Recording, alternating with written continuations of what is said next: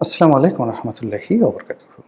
সম্মানিত দর্শক, নবম জাতীয় সংসদ নির্বাচন থেকে শুরু করে ত্রয়োদশ জাতীয় সংসদ নির্বাচন পর্যন্ত বাংলাদেশের এই রাজনীতির যে সুদীর্ঘ ১৭টি বছর, এই ১৭টি বছর একটি রাজনৈতিক দল জলে, স্থলে, অন্তরিক্ষে প্রস্তুতি নিয়ে নিজেদেরকে কিভাবে যুদ্ধের ময়দানে, মানে নির্বাচনী যুদ্ধ, রাজনৈতিক যুদ্ধের ময়দানে তারা উপস্থাপন করতে পারে, তার একটি উৎকৃষ্ট উদাহরণ জামাত এই ত্রয়োদশ জাতীয় সংসদ নির্বাচনের মাধ্যমে দিয়েছে। আপনারা সবাই জানেন যে ২০০৮ সনে যে নির্বাচনটি হয়েছিল, নবম সংসদ নির্বাচন, সেখানে জামাত অংশগ্রহণ করেছিল এবং খুব অল্প সংখ্যক তারা তাদের সংসদ সদস্য সেখানে পাঠাতে পেরেছিল। এরপর যুদ্ধাপরাধের বিচারের নামে তাদের উপর যে জুলুম অত্যাচার চলেছে এবং পুরোটার সময় তাদের যে রাজনীতির ধারাবাহিকতা নষ্ট করে দেওয়ার চেষ্টা করা হয়েছে, অফিস আদালতগুলো তছনছ করে দেওয়া হয়েছে, তাদের ফাইন্যান্সিয়াল ইনস্টিটিউশনগুলো বন্ধ করে দেওয়া হয়েছে, তাদের প্রথম ধাপের, দ্বিতীয় ধাপের এবং তৃতীয় ধাপের, যেটাকে স্টায়ার বলা হয়, তো সেই ধাপের যে নেতৃত্বগুলো, সেই নেতৃত্বগুলো শূন্য করে দেওয়া হয়েছে। কিন্তু এরপরও জামাত থেমে থাকেনি। তারা চতুর্থ টায়ার বা স্তরের বা সিঁড়ির বা ধাপের নেতৃত্বগুলোকে সামনে এনে এই অল্প কয়েকদিনের মধ্যে, এই গত ১৭টি মাসে তারা তাদের প্রস্তুতির যে পরাকাষ্ঠা দেখিয়েছে, এটি বিস্ময়কর। বিভিন্নভাবে তারা নেগোসিয়েশন করার চেষ্টা করেছে এবং নানা প্রতিকূল পরিবেশে থাকার পরেও সংসদে ৭৮টি সিট, 78 সিট তারা পেয়েছে। দ্বিতীয়ত হলো যে গত ১৭টি মাস মূলত রাষ্ট্র চালিয়েছে তারা, দেশ চালিয়েছে তারা, সরকারের উপর তাদের একছত্র আধিপত্য ছিল। তৃতীয়ত, জামাত অভিযোগ করেছে যে অন্তত ৫০টি সিটে, সংসদীয় আসনে ম্যাটিকুলাস ডিজাইন করে তাদেরকে পরাজিত করা হয়েছে। ৫,০০০, ১০,০০০ ভোটে ব্যবধানে যে সকল জামাত প্রার্থী পরাজিত হয়েছে, সেখানে মূলত তারাই বিজয়ী হতেন।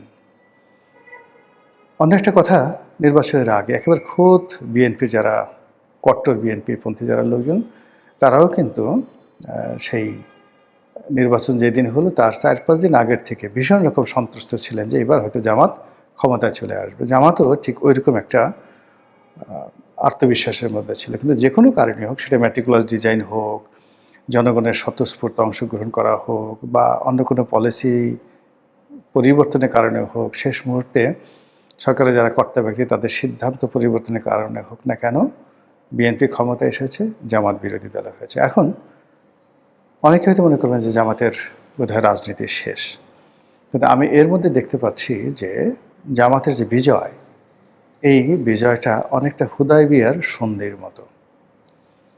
হুদায়বিয়ার সন্ধির যে ইতিহাস আপনি যদি পড়েন, আপাত দৃষ্টিতে আপনার কাছে মনে হবে যে মুসলমানরা পরাজিত হয়েছে এবং আল্লাহ রসুল মোহাম্মদ রসুল্লাহ সাল্লাহ সাল্লাম অনেকটা নাকে খত দিয়ে সেই মক্কার কাফিরদের সঙ্গে চুক্তি হয়েছে। কিন্তু এটিকে আল্লাহ রব্বুল আলমী সরাসরি বিজয় অবহিত করে সূরা ফাতাহ নাজিল করেছেন।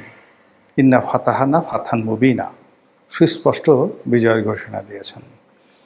তো ঐতিহাসিক যারা রয়েছেন তারা বর্ণনা করেছেন এটা কিভাবে বিজয়ী হলো। বিজয়ী হলো যে কাফেররা এবং মুসলমানরা একত্রে চলাফেরা করার সুযোগ পেয়েছে। সেখানে মুসলমানদের যে উন্নত চরিত্র, এটা কাফেরদেরকে আকৃষ্ট করেছে। আর কাফের যারা নেতৃবৃন্দ রয়েছেন, যারা দুর্নীতি অনিয়মের মধ্যে ছিলেন, তাদেরকে রীতিমতো চ্যালেঞ্জের মধ্যে ফেলে দিয়েছেন। এরপর উন্মুক্ত বাণিজ্য, উন্মুক্ত চলাফেরা, উভয় পক্ষই তাদের স্ব কাজ স্বাধীনভাবে তারা করতে পেরেছে।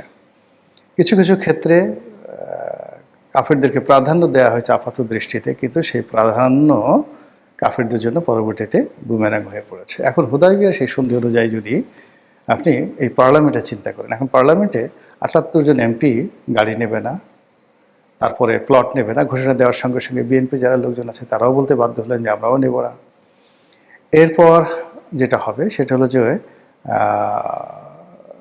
জামাতের এমপিরা যদি দুর্নীতি না করেন, অনিয়ম না করেন, প্রো পিউপিল হয়ে যান, জনগণের খুব কাছাকাছি চলে যান, আর এটা প্রথাগতভাবে বিএনপি এবং আওয়ামী লীগের যারা নেতৃবৃন্দ রয়েছেন তাদের পক্ষে এটা কোনো মতেই সম্ভব নয়।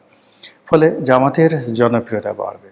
এখানে প্রার্থীর কী যোগ্যতা আছে ডাজ নট ম্যাটার। জামাতের দাড়িপাল্লা প্রতীক এবং জামাতের যে কেন্দ্রীয় নেতৃত্ব এমন একটা পর্যায়ে চলে যাবে যে তারা যাকে দাড়িপাল্লা প্রতীক দেবে সে যদি একটা কলা গাছকে দেয়, সেই কলা গাছকে নিয়েই লোকজন বাংলাদেশ জিন্দাবাদের পরিবর্তে নারায়ণ তকবীর আল্লাহু আকবার বলে মাঠে নেমে যাবে। এরকম একটা পরিবেশ পরিস্থিতি কিন্তু শুরু হয়ে যাবে। দ্বিতীয়ত হলো যে জামাত আসলে 5 বছর সময় কখনোই পায়নি। নিরবচ্ছিন্নভাবে তাদের হাতে ওইরকম কোনো ক্ষমতা ছিল না। 78 জন সংসদ সদস্যর যে ক্ষমতা, এটাকে যদি আপনি ডবল করেন, অর্থাৎ ধরুন যে কোনো একটা উপজেলাতে বা নির্বাচনী এলাকাতে জামাতের আছে, যেমন কুষ্টিয়াতে আমির হামজা আছেন। এখন কুষ্টিয়াতে আমির হামজা একটা সংসদীয় আসনে জয়লাভ করেছে, কিন্তু সে নিজে বলেছে যে আমি পুরো কুষ্টিয়ার রায় বাহাদুর খান বাহাদুর, আমার উপর দিয়ে কুষ্টিয়াতে কোনো লোক নেই। ফলে কি হলো, কুষ্টিয়ার অন্যান্য যারা এমপি আছেন তারা মানে এই আমির হামজাকে অফ করতে হবে। এখন আমির হামজাকে আপনি পিটিয়ে তো অফ করতে পারবেন না, সেই দিন আর এখন নাই, তাকে জেলে নিতে পারবেন না। আমির হামজা যে কাজগুলো করছে সেই কাজের চাইতে ভালো কাজগুলো করতে হবে, সেটা অন্যান্য সংসদ সদস্যদের পক্ষে সেটা সম্ভব কিনা। কিংবা ধরুন এই যে যারা জুলাই আগস্ট বিপ্লবের নায়ক, সেটা হাসনাত বলেন, সার্জিস বলেন, আক্তার বলেন, নাসিরউদ্দিন পাটোয়ারি, যারা যারা সংসদ সদস্য এসেছে, মংলা মাসুদ, মানে এই মুখগুলোকে তো আপনি বন্ধ করতে পারবেন না, তাদের চালচলন বন্ধ করতে পারবেন না। তারা সংসদে যাবে এবং প্রায় প্রতিদিনই বিএনপির জন্য একটা না একটা বিব্রতকর পরিস্থিতি তারা তৈরি করবে। তারা যা বলবে তাই মিডিয়াতে চলে আসবে, তাদেরকে টকশোতে ডাকতে হবে। আপনি ইচ্ছা করলেও তাদেরকে জেলে নিতে পারবেন না, তাদের অফিস রমরমা হয়ে যাবে আর কয়দিনের মধ্যেই। এবং সাধারণ মানুষ তারা যদি এখন যেহেতু যে দুর্নীতির অভিযোগ গত 17 মাসে তাদের বিরুদ্ধে এসেছে, সেটা তো এখন থাকবে না। এখন তাদেরকে প্রতিযোগিতামূলকভাবে চলতে হবে এবং আয় রোজগার যদি তাদের কিছু করার থাকে তাতে সেটা করে ফেলেছে। এবং তারা যে যথেষ্ট স্মার্ট এবং বুদ্ধিমান, তার প্রমাণ হলো এই বিরূপ পরিস্থিতির মধ্যেও অকল্পনীয়ভাবে তারা এই 7টি আসনে তারা জয়লাভ করেছে এবং পার্লামেন্টের 7টি আসনে তারা রিপ্রেজেন্টেশন করছে। এবং যেটা একেবারে 2018 সনের নির্বাচনের পরে এরকম 7টি আসনে কিন্তু বিএনপিকে দেওয়া হয়েছিল। ফলে 2018-এর পার্লামেন্টে, যেটা একাদশ পার্লামেন্টে বিএনপির যে অবস্থা ছিল, এই পার্লামেন্টে এনসিপির অবস্থা সেই রকমই। ফলে বিএনপি খুব বেশি খোঁটা দিয়ে কথা বলতে পারবে না। খোঁটা দিতে গেলেই তাদেরকে বলা হবে, আরে আপনাদের এত ক্ষমতা, বালুর ট্রাক যেদিন বেগম জিয়ার বাসার সামনে ব্যারিকেড তৈরি করেছিল সেদিন আপনারা কোথায় ছিলেন? তারপর যেদিন পুলিশ আসছিল সেদিন টুকু পালিয়েছিল কেন? সেদিন কর্মীরা মানে কেন বাঁচার জন্য সেই রুহুল কবির রিজভির মতো অসহায় একজন মানুষকে জড়িয়ে ধরেছিল? এই সমস্ত কথাবার্তা, তারিখ যে কেন 17 বছর আসেননি, এই ধরনের কথাবার্তা তারা বলবে এবং এগুলোর কোনো উত্তর নেই। একইভাবে যখন হাওয়া ভবন, খাম্বা থেকে শুরু করে অতীতের যে সমস্ত মানে পত্রিকার কাটিংগুলো রয়েছে, প্রমাণ, সেইগুলো সব পার্লামেন্টে যখন দেখানো হবে, জামাত দেখাবে, এনসিপি দেখাবে, এগুলো নিয়ে লিফলেট হবে, পোস্টার হবে, ব্যানার হবে, তারপর শেষে পত্রপত্রিকার বাইরে ডিজিটাল প্ল্যাটফর্মে এগুলো নিয়ে ফটো কার্ড হবে। এগুলো বিএনপির পক্ষে সামাল দেওয়া একেবারেই সম্ভব নয়। রাতারাতি জেন্টেলম্যান বানা সম্ভব নয়। যে কোনো পাপ, এখনও পর্যন্ত আপনি চিন্তা করুন যে সেই বাকশাল, বাসন্তীর জাল, শেখ কামালের ব্যাংক ডাকাতি, এই সমস্ত ডাহা মিথ্যা কথাগুলো আওয়ামী লীগকে হজম করতে হচ্ছে। তো বাকশালের পক্ষে একটা ভালো কথা বলা যাচ্ছে না, বিকজ এর পক্ষে সেন্টিমেন্টগুলো তৈরি হয়ে আছে। আপনি বাকশাল নিয়ে কোনো ভালো কথা বলতে পারবেন না। একইভাবে আপনি কর্নেল তাহেরের হত্যাকাণ্ড, তারপর ওই সময় জাসদের যে নিপীড়ন চলেছে সেইগুলো, এরপর হাওয়া ভবন, তারপর আরও যা যা হয়েছে 2001 থেকে 2006 পর্যন্ত, প্রত্যেকটা জিনিস এমনভাবে বাজানো হবে যে তারেক রহমান সাহেব যত ভালো কাজ করার চেষ্টা করবেন এটা তাকে আরও মানসিকভাবে দুর্বল করে তুলবে। লোকজন বলবে যে আরে বাবা, একসময় এই কাজ করেছে, এখন এই করছে।